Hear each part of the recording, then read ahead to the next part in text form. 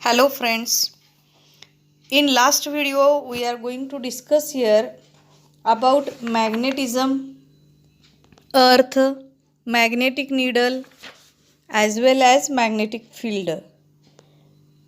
So today in this video we are going to discuss here about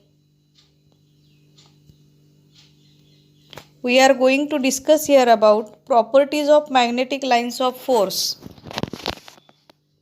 While proposing the concept of lines of force, Michael Faraday argued that if all observed effects are explained satisfactorily, then the lines of force must have certain properties.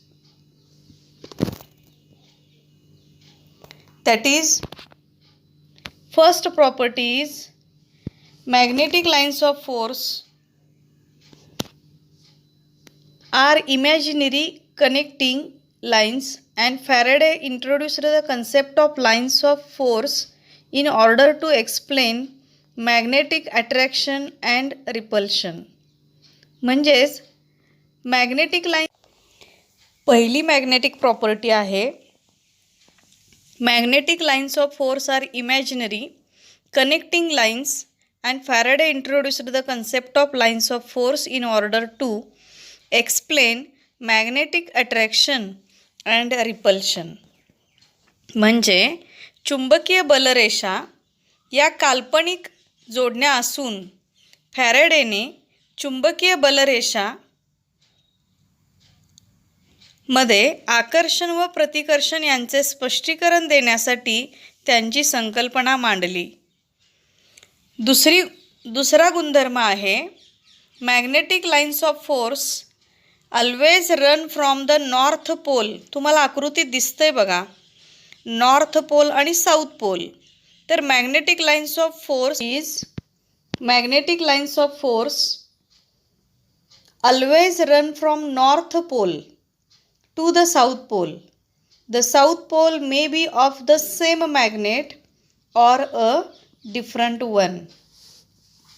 म्हणजे मुलांनो, तुम्हाला आकृतीत दिसत आहे चुंबकीय बलरेषा ह्या नेहमी उत्तर ध्रुवाकडून म्हणजेच नॉर्थ पोलकडून सुरू होतात व दक्षिण ध्रुवापर्यंत म्हणजेच साऊथ पोलकडे जातात. हा दक्षिण ध्रुव त्याच किंवा दुसऱ्या चुंबकाचाही असू शकतो. म्हणून नॉर्थ पोलकडे चालू होणाऱ्या चुंबकीय बलरेषा ह्या नेहमी नॉर्थ पोलकडून साऊथ पोलकडे जात असतात. दी third property of magnetic lines of force is magnetic lines of force are in a state of tension like a stretched spring. म्हणजेच चुंबकीय बलरेषा एखाद्या स्प्रिंगसारख्या ताणलेल्या अवस्थेत असतात. Then fourth property is magnetic lines of force repel each other. Repel म्हणजेच प्रतिकर्षण. म्हणजेच चुंबकीय बलरेषा एकमेकांना दूर ढकलतात, म्हणजेच त्यांच्यामध्ये प्रतिकर्षण असते, त्या एकमेकांना दूर ढकलतात. Next property is magnetic lines of force do not intersect with each other.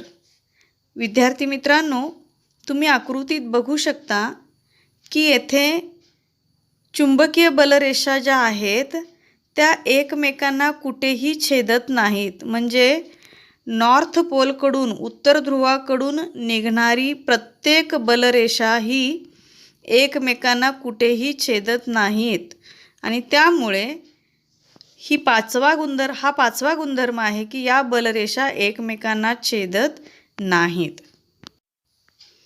Then next sixth property is the number of the magnetic lines of force at a particular point determines the strength of the magnetic field there. म्हणजेच चुंबकीय बलरेषांच्या एखाद्या बिंदूपाशी असणारी संख्या ही त्या ठिकाणच्या चुंबकीय क्षेत्राची तीव्रता ठरवते. म्हणजेच जेथे चुंबकीय बलरेषा जास्त असतील याचा अर्थ तिथले चुंबकीय क्षेत्र म्हणजेच मॅग्नेटिक फील्डची तीव्रता काय असते, जास्त असते. Then you can now see from the figure how the properties given above help to explain the repulsion between the like poles and attraction between the opposite poles. विद्यार्थी मित्रांनो, तुम्ही आकृतीमध्ये पाहताय की जिथे लाईक पोल्स आहेत म्हणजे सजातीय ध्रुव आहेत तिथं नेहमी प्रतिकर्षण असते आणि विजातीय म्हणजे वेगवेगळे ध्रुव एकत्र आले म्हणजेच नॉर्थ ध्रुव हा एका चुंबकाचा आणि दुसऱ्या चुंबकाचा साऊथ म्हणजेच दक्षिण ध्रुव एकत्र आले की नॉर्थ आणि साऊथ हे दोन पोल एकत्र आले तर त्यांच्यामध्ये नेहमीच आकर्षण असते. पण जर साऊथ पोल एकत्र आले किंवा नॉर्थ म्हणजेच उत्तर ध्रुव एकत्र आले तर त्यांच्यामध्ये प्रतिकर्षण असते. According to the third property, the lines of force joining the north and south poles of a magnet being in a stretched state like a spring pull the two opposite poles towards each other. म्हणजेच विद्यार्थी मित्रांनो, तिसरा गुणधर्मानुसार चुंबकाचा उत्तर ध्रुव व दक्षिण ध्रुव यांना जोडणाऱ्या ज्या बलरेषा आहेत त्या स्प्रिंगसारख्या ताणलेल्या असल्याने दोन्ही विरुद्ध ध्रुवांना खेचून धरतात. म्हणजेच त्यामुळे त्यांच्यामध्ये विरुद्ध ध्रुवांमध्ये आकर्षण असते. By the fourth property, they give rise to repulsion between like poles. म्हणजेच चौथ्या गुणधर्मानुसार सजातीय ध्रुवांना त्या दूर लोटतात. म्हणजे मधल्या स्प्रिंगसारख्या ज्या ताणलेल्या चुंबकीय बलरेषा आहेत त्या सजातीय ध्रुवांना दूर लोटतात. म्हणजेच त्यांच्यामध्ये रिपल्सिव्ह फोर्स असतो आणि त्यामुळे तिथे प्रतिकर्षण दिसून येते.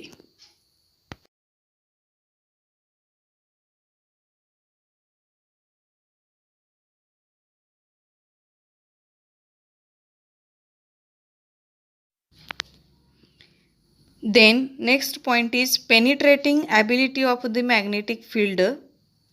म्हणजेच चुंबकीय क्षेत्राची वेधन क्षमता. यासाठी आपण इथे 3 प्रयोग बघणार आहोत. त्या 3ही प्रयोगांची कृती मी येथे सांगणार आहे. यामधील पहिली कृती अशी आहे. Procedure: spread some pins on a table. Hold a cardboard at a small distance above these pins. Place a bar magnet on the cardboard and observe. Now move the magnet slowly over the cardboard and observe. Repeat this procedure, increasing the layers of cardboard and observe. विद्यार्थी मित्रांनो, आकृतीत दाखवल्याप्रमाणे काही टाचण्या टेबलावर पसरवा. या टाचण्यांच्या वर थोड्या अंतरावर एक पुठ्ठा धरा. एक पट्टी चुंबक पुठ्ठ्यावरती ठेवा व निरीक्षण करा. आता चुंबक पुठ्ठ्यावर इकडे तिकडे हळूवार फिरवा व निरीक्षण करा. पुठ्ठ्याचे थर वाढवून हीच कृती पुन्हा करा व निरीक्षण करा. After this next procedure is fill water in a plastic bottle. म्हणजेच एका बाटलीमध्ये पाणी भरून घ्यायचं आहे drop a few pins in the water. पाण्यामध्ये काही टाचण्या टाकायच्या आहेत. Take a bar magnet near the bottle and observe. मग एक पट्टी चुंबक घेऊन त्या बाटलीच्या जवळ न्या व निरीक्षण करा. चुंबक बाटलीच्या जवळ थोड्या अंतरावर हलवून पहा व निरीक्षण करा. वरील दोन्ही कृती केल्यानंतर आपल्याला असे लक्षात येते की चुंबकीय क्षेत्र हे पुठ्ठ्यातून किंवा पाण्यातून व बाटलीतून आरपार जाऊ शकते. मात्र असे होताना चुंबकीय क्षेत्राची तीव्रता कमी झालेली आढळते. म्हणजेच we see that magnetic field can pass through a cardboard, a bottle or water. However, in each case, the intensity of the magnetic field is found to decreases. After this, third procedure is take water in a big basin. Place a bar magnet on a plastic lid and float it on the surface of water. Magnetize a needle or pin and stick this needle firmly to a small piece of thick cardboard by means of a sticking tape. म्हणजेच आपण एक मोठं भांडं घ्यायचं आहे आणि ते भांडं पसरट असावं. त्यामध्ये पाणी घ्यायचं आहे. प्लास्टिकच्या झाकणामध्ये पट्टी चुंबक ठेवून ते पाण्याच्या पृष्ठभागावरती ते प्लास्टिकचं झाकण ठेवायचं आहे. एका टाचणीला त्यात चुंबकत्व निर्माण करून घ्यावयाचं आहे. चुंबकत्व प्राप्त झालेली टाचणी एका जाड पुठ्ठ्याच्या छोट्या तुकड्यावरती चिकटपट्टीच्या सहाय्याने घट्ट बसवा. चुंबकत्व प्राप्त झालेली टाचणी जाड पुठ्ठ्याच्या तुकड्यासह पाण्यामध्ये चुंबकाशेजारी ठेवा. टाचणी कोणत्या दिशेने जाते याचे निरीक्षण करा. ही टाचणी वेगवेगळ्या ठिकाणी पाण्यात ठेवा व निरीक्षण करा. विद्यार्थी मित्रांनो, याच गोष्टीचा संबंध खालील काही प्रश्नांशी आहे. या प्रश्नांची उत्तरं आपण शोधावयाची आहेत. The first question is, what is meant by magnetic force? म्हणजे चुंबकीय बल म्हणजे काय? The force of attraction or repulsion between the poles of the magnet or the force by which magnetic substances are attracted towards the magnet is called magnetic force. Next, second question is, how does a magnetic force act without direct contact? म्हणजे चुंबकीय बल हे प्रत्यक्ष स्पर्श न करता कार्य करते, ते कसे? Then answer is, magnetic force is produced due to the magnetic lines of force. म्हणजेच चुंबकीय बल हे चुंबकीय बलरेषांनी तयार होते. Magnetic lines of force start from north pole and end on the south pole. म्हणजेच चुंबकीय बलरेषा ह्या उत्तर ध्रुवाला चालू होतात आणि दक्षिण ध्रुवाला जाऊन संपतात. म्हणजे दक्षिण ध्रुवाला त्याचा शेवट होतो. Therefore these lines of force are spread in the region around the magnet. आणि म्हणूनच या बलरेषा ह्या चुंबकपट्टीच्या शेजारच्या आसपासच्या भागामध्ये त्याचं बल जे असतं ते पसरत असतं. Because of this the magnetic force can act up to a certain distance from the magnet. म्हणजेच चुंबकीय बल हे चुंबकपट्टीच्या शेजारी काही भागामध्ये चुंबकीय बल हे पसरत असतं. काही डिस्टन्सपर्यंत, काही भागापर्यंत, काही अंतरापर्यंत चुंबकापासून हे चुंबकीय बल तयार होत असतं. Therefore, thus a magnetic force act without direct contact. आणि म्हणूनच चुंबकीय बल हे प्रत्यक्ष स्पर्श न करता कार्य करत असते. Then next question is, what is the difference between gravitational force and magnetic force? गुरुत्वीय बल व चुंबकीय बल यामध्ये काय फरक आहे?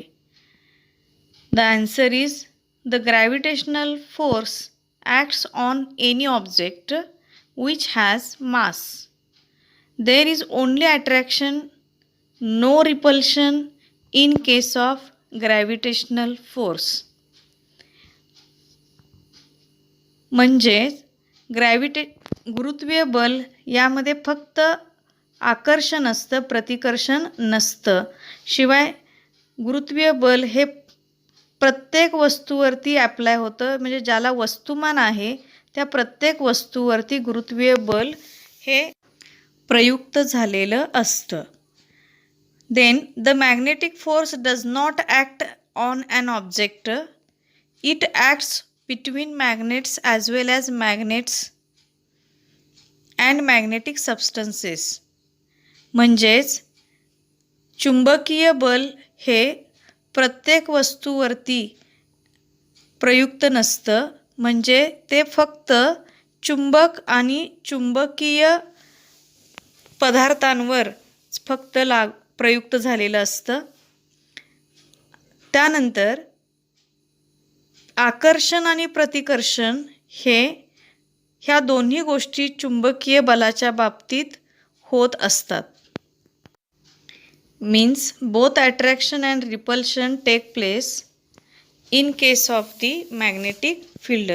दिस is the major difference between gravitational force and magnetic force.